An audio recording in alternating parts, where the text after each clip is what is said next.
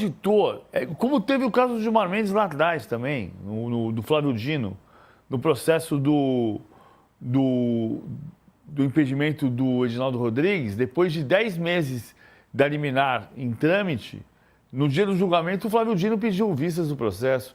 Aí o auditor pede vista de um processo que está rolando faz 6 meses. O cara assinar o testado de competência. Mais um voo do Urubu Brabo. O PVC aí parece até advogado do Palmeiras, né? Ficou muito pé da vida ao saber que o julgamento do Bruno Henrique foi adiado.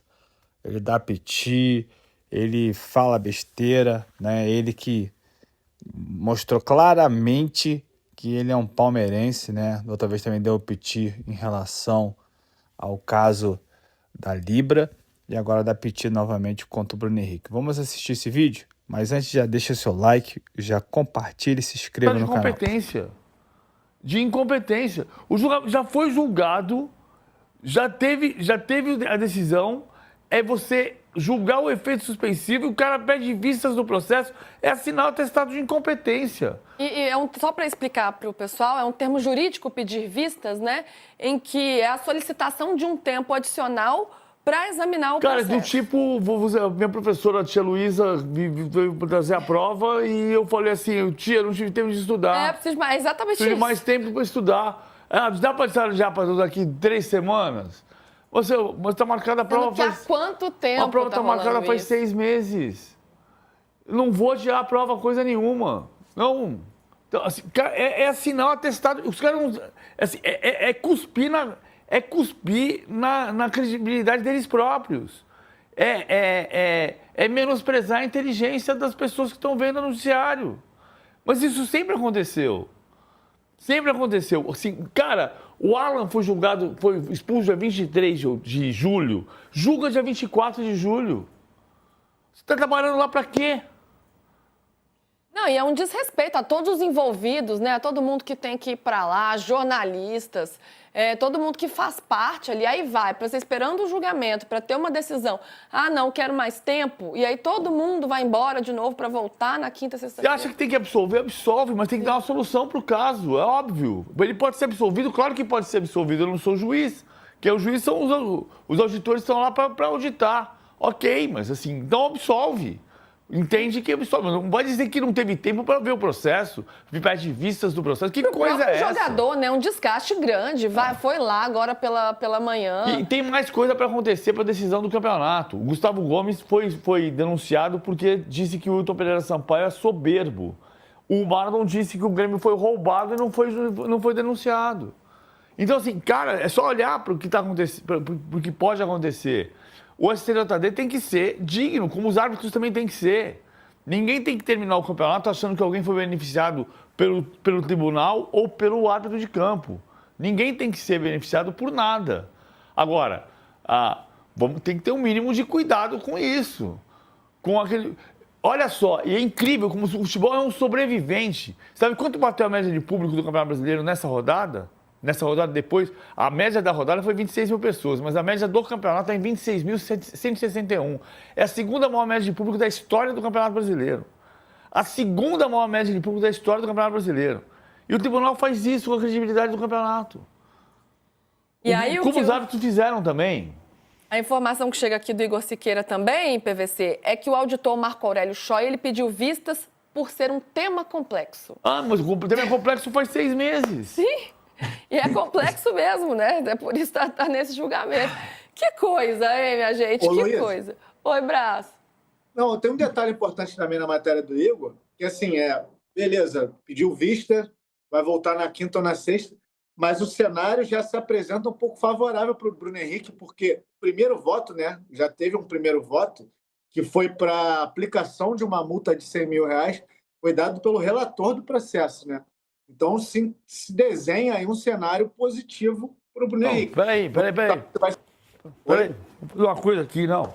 O PVC foi... Não, vamos lá. Beleza, eu pago. Quer? Vamos lá, 100 pau. R$100 mil. A gente paga aqui, passa no débito. Beleza, vamos lá. Não tem problema, não. A gente paga no débito. É no débito que quer pagar? Vambora. Paga no débito. Olha lá, a gente paga no débito. Gente, que coisa, né? Então, a última informação é essa, de que a sessão vai retomada na quinta ou na sexta-feira pelo STJD. Essa é a última informação que chega agora sobre o julgamento do Bruno Henrique. Tô brincando, evidentemente que eu tô brincando, mas, cara, a absolvição é justa, pode ser legítima. Já falei aqui, o caso do Bruno Henrique é um caso criminal. O que vai solucionar o caso do Bruno Henrique é o julgamento na esfera criminal. É um caso de fraude e é muito grave. É um símbolo do que está acontecendo no cenário do futebol no mundo. Não é no Brasil, é no mundo. Então, é um mínimo de responsabilidade quando o auditor dizer que o caso é complexo e por isso pede vistas do processo. Ele está pedindo para estudar para a prova. Jura por Deus, demite o cara que está pedindo para estudar para a prova. Demite. O cara não conseguiu estudar para a prova em 6 meses. Demite o cara, não precisa desse auditor. Tira o cara dali. Fica fazendo o quê na STJD? Agora, não vai brincar com a nossa cara. Pelo amor de Deus. A absolvição é justo. Se o tribunal achar que é justo. Não sou juiz. Agora, dizer que vai pedir vistas do processo, está brincando com a gente? Minha gente, é isso aí. É complicado mesmo. Vamos para o intervalo e a gente segue falando sobre esse assunto aqui no YouTube. E aí tem um outro ponto, PVC, que eu queria trazer aqui, que foi o que o Braz comentou sobre a matéria, né? A matéria está aqui, que fala, a informação do Igor Siqueira, que no momento da interrupção, o Bruno Henrique já tinha recebido um voto favorável, que foi justamente do relator do processo, Sérgio Furtado Coelho, e que o voto dele tinha sido aplicar uma multa de R$100 mil. Se a gente está falando de um caso de fraude, de manipulação de resultado, e aqui não estou culpando, julgando o Bruno Henrique, porque ele pode ser inocentado, mas se é um caso desses, a pena não pode ser financeira, a pena não pode ser dinheiro. Não pode ser pecuniária, claro que não. Não pode ser dinheiro que vai pagar uma pena gravíssima como essa. Ou ele é inocentado, ou ele é condenado, mas não com dinheiro que vai resolver. As coisas precisam ter... Assim, esse caso, a gente já passou crises na STJD gigantescas, né? O tapetão começou em 1960 no caso do Botafogo, explodiu em 1969 no caso do Flávio Minuano, que é um caso que tem uma história engraçadíssima do Zé Trajano, sabe dessa história? O Zé Trajano arrumou um encrenque, porque o Flávio Minuano, a história do tapetão começa antes, mas em 69 ficou famosa porque teve um Fluminense e Vasco em que o Flávio Minuano foi expulso e o jogo seguinte era Fluminense e América e o José Carlos Vilela, advogado do Fluminense, entrou com uma ação dizendo que nenhum jogador podia ser expulso, não existia cartão vermelho na época, mas existia expulsão que representava a suspensão automática. E o Flávio foi expulso contra o Vasco e o Zé Carlos Vilela entrou com uma ação na Justiça Comum dizendo que nenhum cidadão brasileiro podia ser condenado sem justiça prévia. E com isso ele entrou com um pedido de liminar e deu a liberdade para o Flávio jogar contra o América. O Fluminense ganhou do América por 2-1 com o gol do Flávio no último minuto do jogo, nos últimos minutos de jogo, e o Trajano, na arquibancada do Maracanã, arrumou uma confusão do tamanho do mundo, porque não era justo o Flávio fazer o gol do Fluminense que derrotava o América, time do Zé Trajano. Essa é a história do tapetão. Já houve crises gigantescas, como a crise de 99, do caso Sandro Hiroshi, que foi o ápice da falta de credibilidade do STJD. E de lá para cá também houve outras crises, mas a gente teve o cuidado do STJD perceber que havia um olhar para o STJD dizendo assim, você está querendo, eu vou aprontar alguma, hein? Esse caso do Bruno Henrique, de novo, é a mesma coisa. Você volta para uma grande crise de credibilidade no tribunal. Nós não estamos falando do Bruno Henrique, você que vai jogar, não é esse o problema.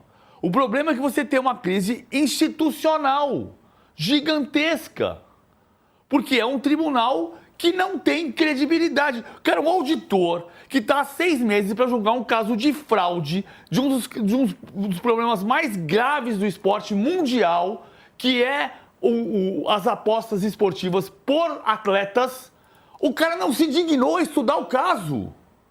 O cara está dizendo claramente, ele está assinando um atestado de incompetência. Ele diz que não entendeu o caso, pediu vistas do processo, pediu para estudar para a prova. Depois de 6 meses, num caso gravíssimo de fraude esportiva. Ele está vivendo aonde? Em Marte? Em Júpiter? Ele não tem noção da responsabilidade que ele tinha. E se tinha, não devia ter mais. Não pode mais ser auditor da STJD. Se ele pediu vistas do processo deste tamanho, depois de tanto tempo, ele não pode, não tem autoridade para ser auditor da STJD. Porque o que está em jogo é a credibilidade do tribunal. Não é a carreira do Bruno Henrique, é a credibilidade de um tribunal que julga todos os anos. Voltamos. Sem dúvida, a PVC estava falando, né, sobre a credibilidade que está em jogo e o absurdo que é um auditor pedir vistas para analisar melhor um processo, de um processo que já está correndo há quanto tempo, né? Há quanto tempo? E a seriedade desse processo. E a seriedade. E a justificativa, né? Pediu vistas porque o tema é complexo. É complexo claro mesmo. Que é complexo. Até eu sei que é complexo. Claro que é complexo e faz parte das atribuições do STJD julgar temas complexos. Se ele não tem condições de julgar temas complexos, fica complicado. E repito, esse caso, para mim, ele só vai se solucionar na esfera criminal. Ele é um caso criminal. O STJD pode julgar, pode condenar por 6 jogos, por 12 jogos, por 15 jogos, por nenhum jogo. A questão é criminal.